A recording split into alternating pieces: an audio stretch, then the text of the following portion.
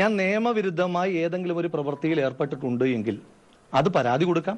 ആ പരാതി കൊടുത്തതിനപ്പുറം അതിനുശേഷം കോടതിയുണ്ട്. കോടതിയിൽ ഞാൻ എന്റെ നിരപരാധിത്വം തെളിയിച്ചോളാം. അവർക്ക് ഞാൻ കുറ്റവാളിയാണെന്ന് തെളിയിക്കാൻ പറ്റിയാൽ അവരും തെളിയിക്കട്ടെ. അത് ആരുടെയെങ്കിലും പരാതി ഉണ്ടോ?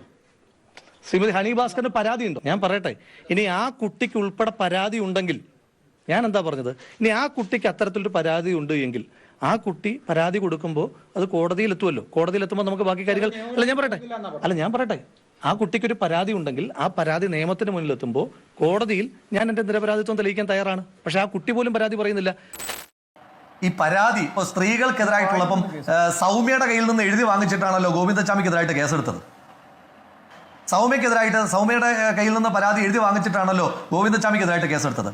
നിർഭയയുടെ കയ്യിൽ നിന്ന് പരാതി എഴുതി വാങ്ങിച്ചിട്ടാണല്ലോ ഈ ഡൽഹിയിലെ ഗാങ് റേപ്പിന്റെ ആ പ്രതികൾക്കെതിരായിട്ട് കേസെടുത്തത്, ഈ രാജ്യം പ്രോസിക്യൂട്ട് ചെയ്തത്. അപ്പോൾ അതൊക്കെ ഇവർ പറയുന്ന തൊടിനായി ലളിതകുമാരി കേസിനകത്തൂടെ വളരെ കൃത്യമായി ഒരു വെർഡിക്റ്റ് നമ്മുടെ ബഹുമാനപ്പെട്ട കോടതി മുന്നോട്ട് വെച്ചിട്ടുണ്ട്.